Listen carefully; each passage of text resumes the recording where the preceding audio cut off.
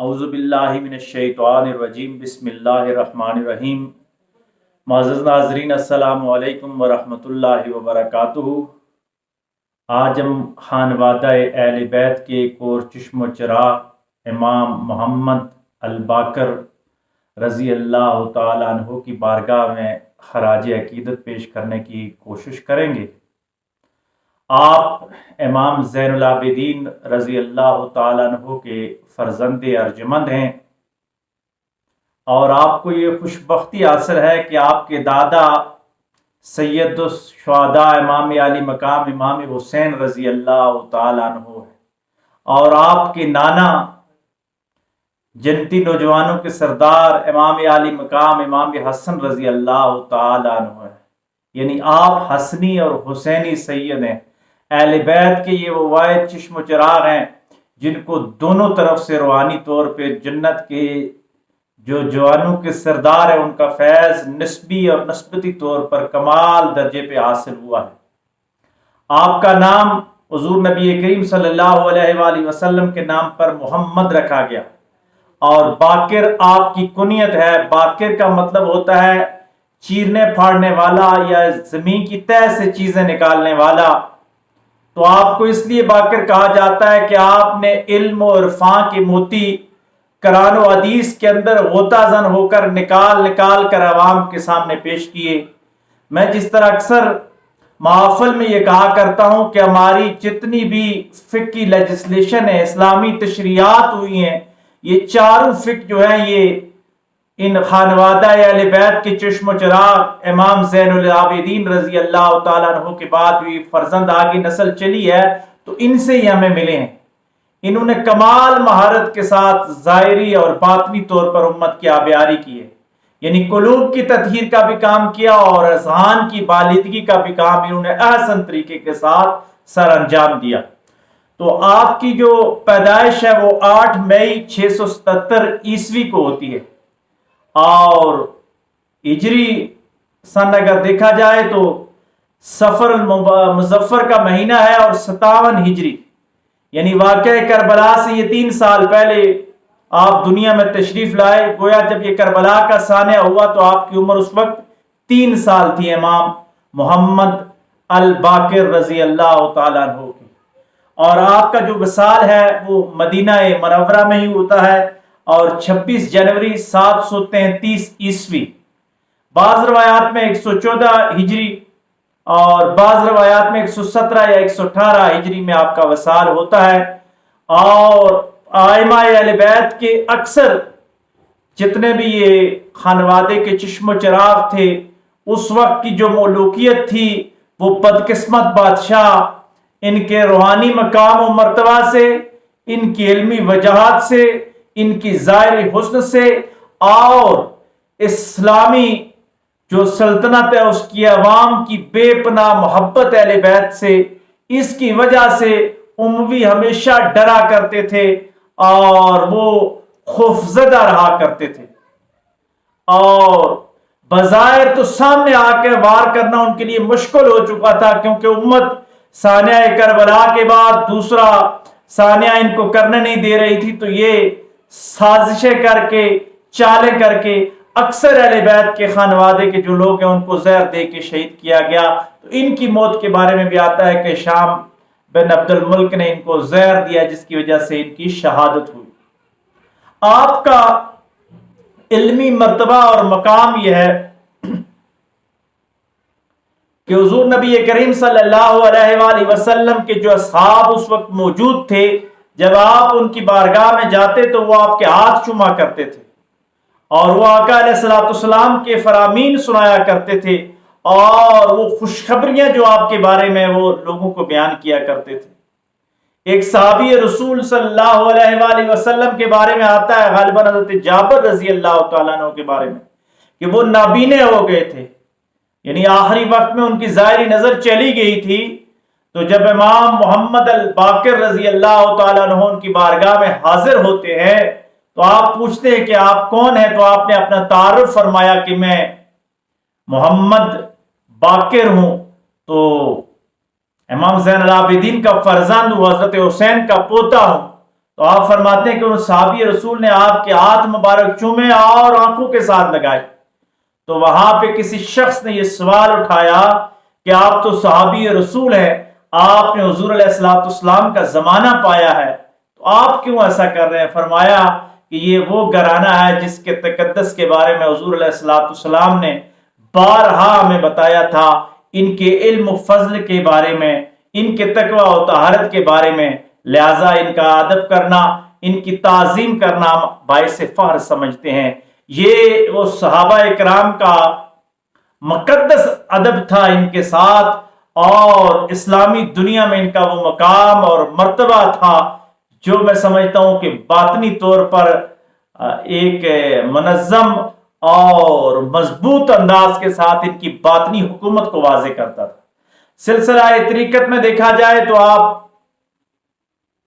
سلسلہ قادریہ میں باقاعدہ سلسلہ قادریہ کے سلسلے میں آتے ہیں، لیکن باقی سلاسل میں بھی دیکھا جائے، اگر امام جعفر صادق جو ہے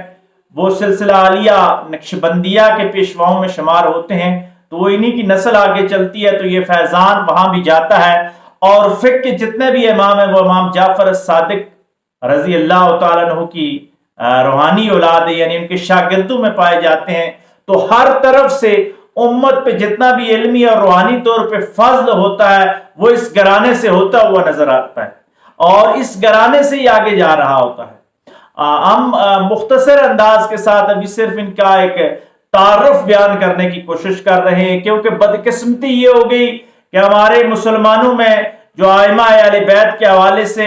بات کم کی گئی، ہمارے خاص کر کے اہل سنت کے اندر شاید وہ سمجھتے ہیں کہ جو امام ہے یہ صرف اہل تشیع کے نہیں بلکہ جو اہل بیت کی یہ مقدس ہستیاں ہیں، یہ ہر مسلمان کے لیے باعث عزت و تکریم ہے اور ہمارا سرمایہ افتخار ہے، پوری امت کا سرمایہ افتخار ہے، اور ہم ان کا تذکرہ کرنا، ان کی باتیں کرنا اپنی دینی اور دنیاوی نجات کا سبب سمجھتے ہیں۔ اور میں نے ایک بہت بڑے بزرگ سے سنا کہ آپ فرماتے ہیں کہ اگر کسی انسان کو ذہنی طور پہ کوئی مرض آئے تو یہ 12 اماموں کا نام لے کے اپنے گلے میں ڈال لے، یا ان 12 اماموں کا تذکرہ اپنی زندگی کا معمول بنا لے، تو اللہ تبارک و تعالیٰ اس کی ذہنی بیماریوں کو دور فرما دیتا ہے۔ تو یہ وہ مقدس لوگ ہیں جن کی وجہ سے اسلام اصلی حالت تک ہم میں پہنچا۔ تو ہمیں چاہیے کہ ہم ہر حال میں اہل بیت اطہار کی ان مقدس ہستیوں کا تذکرہ بھی کریں، ان کے یوم بھی بنائیں، اور ان کے نام اور ان کی کنیت پہ اپنے بچوں کے، اپنے خاندان والوں کے نام بھی رکھیں۔ اور میں تو یہ سمجھتا ہوں کہ ہمیں چھوٹی چھوٹی سٹوریز کی صورت میں لوگوں کو ان کی باتیں پہنچانی چاہیے کہ یہ امام کیا کہتے تھے، ان کا میسج کیا ہوتا تھا۔ امام باقر رضی اللہ تعالیٰ عنہ کا ایک مشہور قول کہ آپ نے کسی سے فرمایا کہ اگر تم چاہتے ہو، معلوم کرنا چاہتے ہو کہ دوسرے مسلمان کے نزدیک، مسلمان بھائی کے نزدیک آپ کا کیا مقام ہے، تو آپ اپنے دل سے پوچھو کہ اس کے بارے میں آپ کا کیا مقام ہے۔ تو جو مقام آپ کے دل میں اس کا ہوگا وہی مقام اس کے دل میں آپ کا ہوگا۔ پھر امام باقر رضی اللہ تعالیٰ عنہ کا یہ قول ہے، آپ فرماتے ہیں کہ رزق کی جو تنگی ہے یہ سب سے زیادہ جو ہے یہ تعلقات منتقل کرنے والوں سے ہوتی ہے، جو اپنے رشتہ داروں، اپنے قریبی لوگوں سے تعلقات توڑ دیتے ہیں تو ان کے رزق میں کمی آ جاتی ہے، اور جو صلح رحمی کرتا ہے آپ فرماتے ہیں کہ اللہ تبارک و تعالیٰ اس کے رزق میں وسعت عطا فرما دیتے ہیں۔ پھر امام محمد الباقر رضی اللہ تعالیٰ عنہ کو اللہ تبارک و تعالیٰ نے یہ اعزاز، یہ فضیلت اور یہ کرامت عطا فرمائی تھی کہ آپ دیگر جانوروں کی بولیاں بھی سمجھا کرتے تھے اور باقاعدہ لوگوں کو بتایا بھی کرتے تھے۔ آپ ایک دفعہ چڑیاں چہچہا رہی تھی تو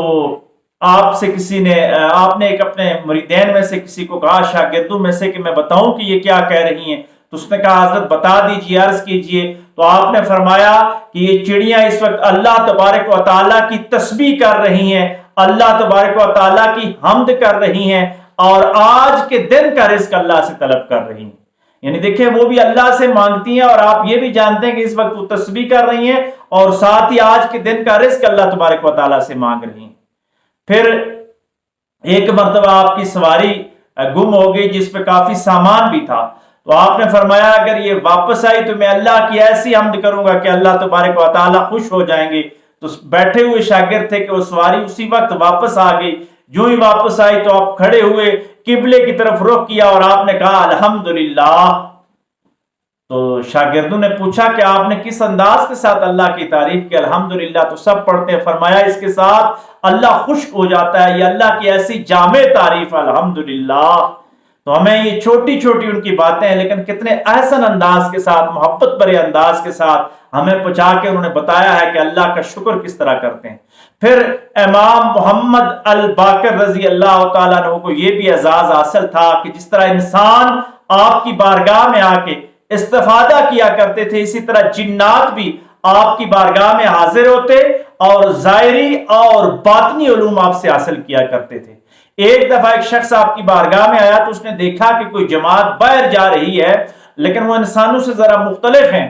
تو اس کی آنکھوں نے وہ دیکھ لیا، وہ خاص لمحات تھے۔ تو اس نے پوچھا کہ حضرت یہ کون لوگ تھے؟ تو فرمایا جس طرح آپ لوگ آتے ہو حلال اور حرام کی چیزیں مجھ سے پوچھتے ہو، قرآن اور حدیث کے علوم پوچھتے ہو، بالکل اسی طریقہ کے ساتھ یہ جنات آئے تھے جو مجھ سے حلال اور حرام کی باتیں پوچھ رہے تھے، قرآن اور حدیث کا علم مجھ سے پوچھ رہے تھے۔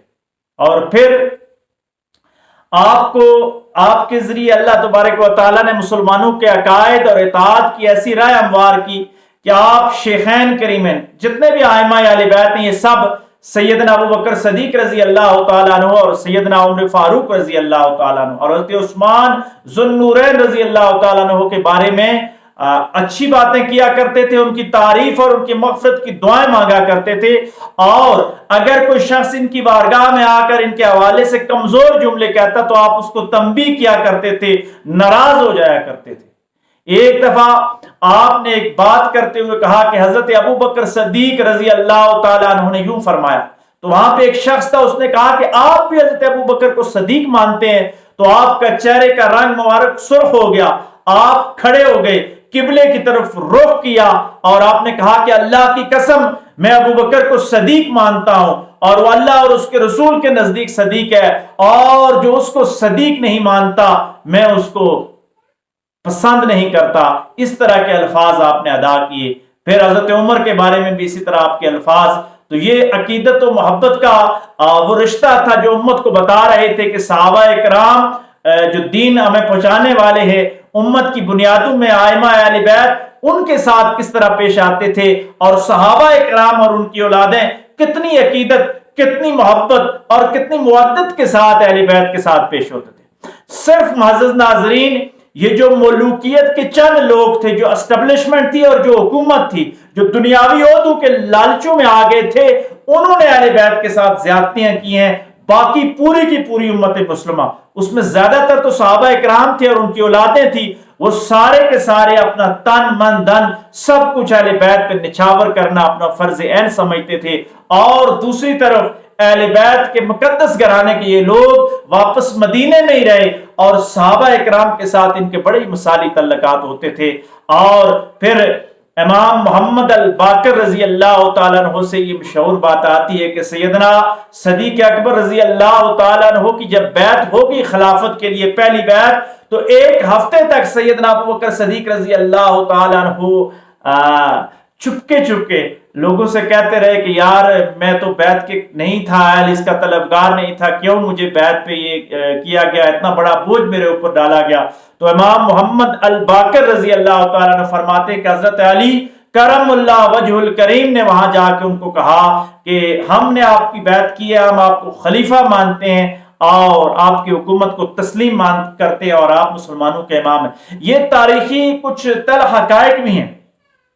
آپس میں رنجشیں بھی ہوتی ہیں، قدورتیں بھی ہوتی ہیں، علمی اختلافات بھی ہوتے ہیں، نظریاتی اختلافات کے لیجسلیشن میں آتے ہیں، تشریعات میں پرائرٹیز میں کچھ مسائل پیدا ہوتے ہیں، لیکن وہ بشری تقاضوں کے عین مطابق ہوتے ہیں۔ لیکن یہ لوگ آپس میں عزت، احترام، محبت اور محبت کے ساتھ رہا کرتے تھے۔ یہی پیغام ہے اہل بیت کا کہ ہر مسلمان کا احترام کیا جائے، اور یہی پیغام ہے صحابہ اکرام کا کہ ہر مسلمان کا احترام کیا جائے، لیکن سب سے زیادہ احترام اہل بیت اطہار کے مقدس گھرانے کا کیا جائے۔ اللہ تبارک و تعالی حضور علیہ الصلوۃ والسلام کے اس مقدس اور مطہر گھرانے کے صدقے ہماری دنیا اور آخرت کو آسان فرمائے۔ وآخر دعوانا ان الحمد للہ رب العالمین۔